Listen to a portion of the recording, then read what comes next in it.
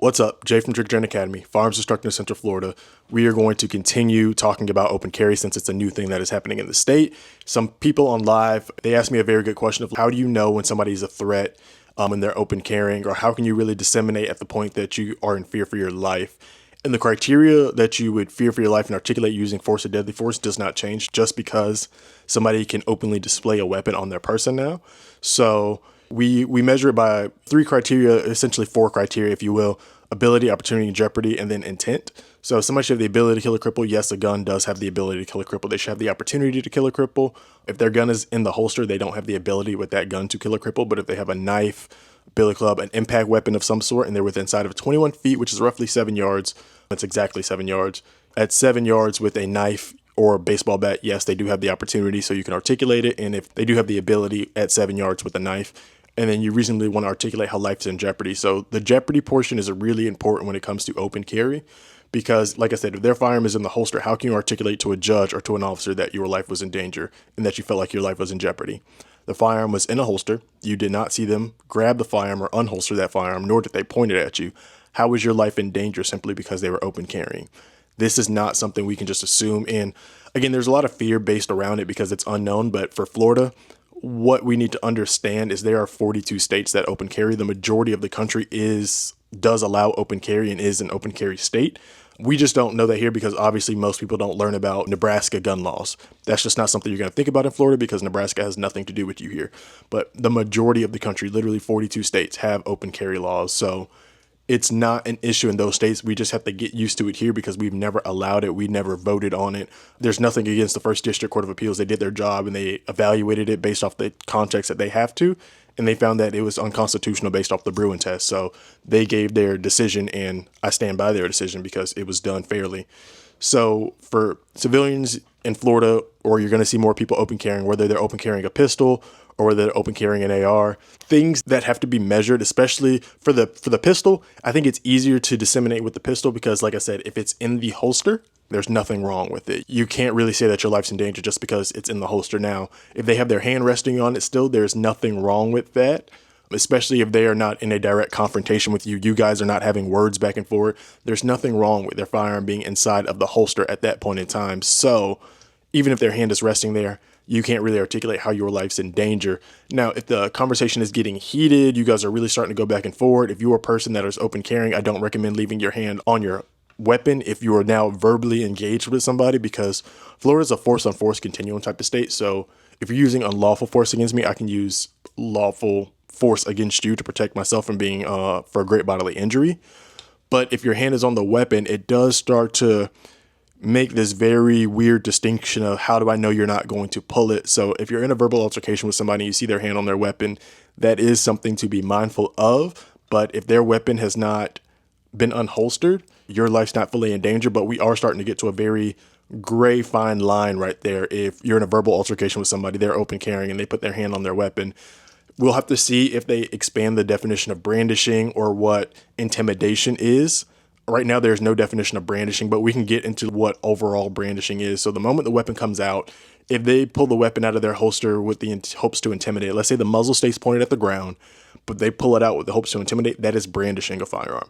That is typically illegal if that person cannot also articulate how they are in fear of death or great bodily harm. And again, as the person that's open carrying, if you decide to pull your weapon to try to intimidate because you can, it's just openly there, which again, from concealed carry to open carry, there's nothing that changes here. If you would not have drawn your weapon from concealment to brandish it, you should not draw it from open carry to brandish it. You shouldn't be pulling that weapon out at all if you are not in fear of death or great bodily harm in any way, shape, or form.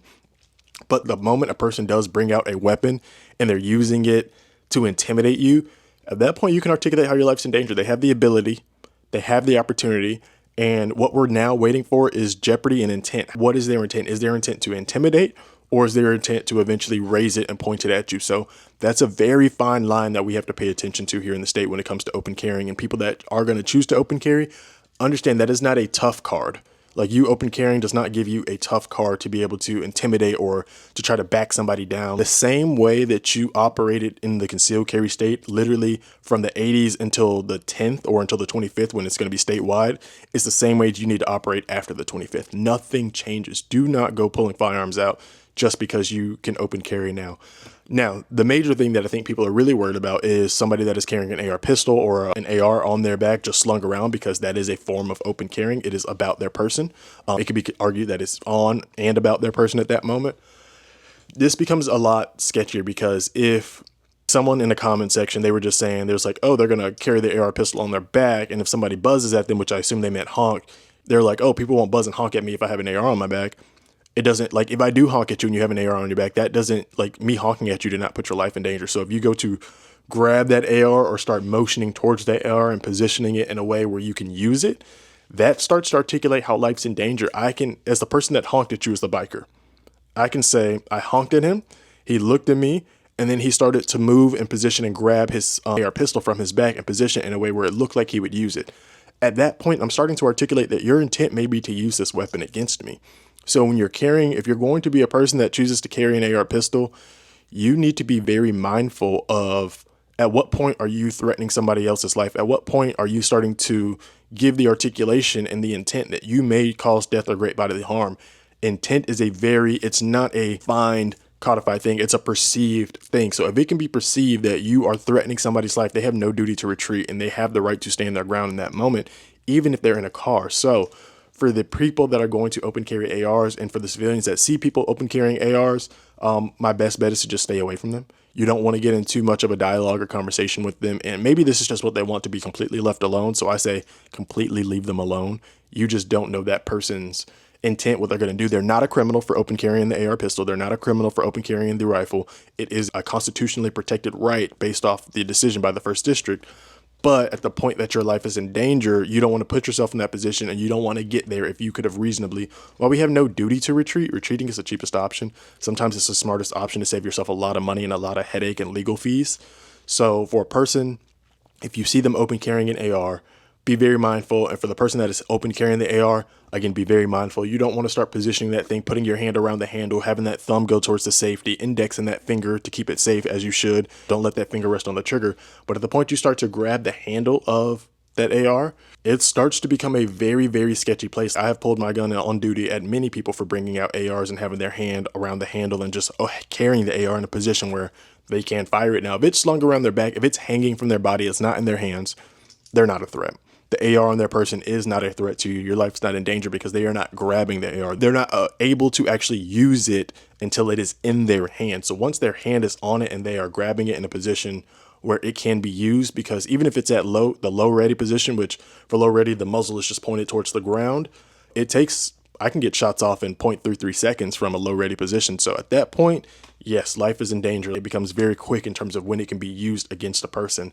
So be very mindful of that. We need to really think about the conduct. Like I said, to open carry is not an intimidation card. You don't use it as intimidation. You don't want to position towards it. You don't want it like we see it. We understand what you have. The moment you start gesturing towards it, putting your hand towards it, or going towards it in any way, you start to give an articulation of how life can be in danger. And again, like I said, 42 other states open carry. We obviously don't see a lot of the local news coming out of a lot of places, but I feel like we would hear a lot more of it if it was a major issue. I do think majority of people will still choose to conceal carry. I don't think it's going to become this large where everybody's just open carrying ARs. The far majority of people, from what I'm seeing and from what I'm reading in comments, they're still going to choose to conceal carry. So that is not much will change. No laws on the books in terms of use of force, use of deadly force. Those have not changed. The articulation of it hasn't changed. Again, ability, opportunity, and jeopardy. And I say that bonus criteria is intent. If you can articulate their intent, you're usually in good standing from that point forward. At least in my past experience, having teammates that have used deadly force and been cleared by the state and local county within a matter of hours after using that deadly force with video camera articulation, witness statements, they were cleared for what we saw as a deadly force threat in that moment. And in the situation that I'm mentioning, the person had the weapon in their hand, and that was the first sign that my teammate decided to threaten to use deadly force, where he pointed the weapon at them and said, hey, to put it away. Keep in mind, as I'm describing this, we are operating in an official security capacity. We have contractual rights and legal rights to protect the property which we are contracted to protect in that situation. But the person has it in their hand. At the point that they use deadly force, it was articulated that person was raising it, And once they're raising it up, now life is in danger. Once that muzzle is pointed at somebody or it is coming up into a position to fire, yes, life is in danger at that point. So I'd say your absolute go, no go is at the point they are raising the firearm. So the point they grab it, we are starting to articulate it. But at the point the muzzle starts to come up where it is parallel with the earth and the muzzle is pointed at a person or a group of people or in a direction, yeah, life is in danger from that point forward, and you can articulate why it's necessary to protect your person or a third party from great bodily harm or even death. So that was how we measured it. Once the firearm started to come up, my teammate had to go ahead, decided to make his decision, and PD and the state decided he was clear and free of those charges and was not criminally charged. Now, civilly, you're still liable. And we're seeing this right now where teammate is fighting a civil lawsuit for injury to that person. So in Florida, there is no immunity from criminal or civil liability. So even if you beat the charges criminally, you are still liable civilly. And that person can sue you for a wrongful death if it's a family member, or they can sue you for medical expenses that they've incurred from being shot against you by you. So those are still things that you have to worry about. And then the last topic we'll talk about in this is for all the people that are saying that they want to carry an AR pistol or they want to carry a long gun or anything that shoots a 223, 5.56 or a rifle style round. What you need to understand is in your pistol, what do you have? Hollow points typically. You typically have hollow points. Hollow points, the physics of them, once it hits its target, it expands and it should not leave an exit wound. And if it does leave an exit wound, like in my teammate's example, the bullet did exit, but it came out with such low velocity that it was not going to harm anybody else. The physics of an AR round typically do not work that way, especially considering what most people are going to buy for ARs is 55 grain ball ammo, or a lot of people buy the 62 grain green tips, which are steel core and deep penetrator rounds. Those rounds are going to go straight through the individual. 55 grain to 62 grain green tips are going straight through. A green tip can go through a car. It successfully can go through a car door and go through steel. So if you put that into a human body, it goes through them, it hits mother, daughter, grandmother, somebody on the other side, you're responsible for that body too. So tactically, to carry an AR pistol for self-defense in everyday life in a civilian environment where you have collateral liability to think about, it is not a smart idea. You carry a 223 or 5.56 round, even the 75 grains, which are open tip, which are the equivalent to, supposed to be the equivalent to a hollow point for a pistol, those are still moving at such high velocities that it will overpenetrate a target. And we've already said, we know that most self-defense situations are going to happen probably within 7 to 10 yards. So about 21 feet up to about 30 feet are where most situations are going to happen. That is such close distance for a rifle round that it is going straight through. Even a 75 grain, which is going to be flying faster, it's going to have a lot more kinetic energy. It's going through that target. If it hits somebody else, you're responsible for them. So while you want to be cool, and I think a lot of people want to do it because it's their constitutional right, you have a right to do so. It's constitutionally protected, yes. But there's also a tactical part that you have to think about. You need the round that is going to operate the best for you in the moment and in the environment that you are. If we think military for a moment, snipers are going to use larger rounds, 300 Win Mag, 270 rounds. They're just going to use rounds that are meant to travel at longer distance and have more kinetic energy at that distance. An assaulter, in terms of, and we're just talking military theory, an assaulter is not going to use a 300 Win Mag when they're going into a building because that round at such a close distance isn't going to do what they need. A sniper likely would not use a 5.56 round if they're trying to make a shot that happens at 700 plus yards, because the kinetic energy of that bullet will not be the same at 700 yards as it would be with inside of 300 yards. So you have to think about the projectile that you're actually using for self-defense. It's more than just a gun. It's more than just a gun. It's more than just your Second Amendment right. You're still responsible for the people around you.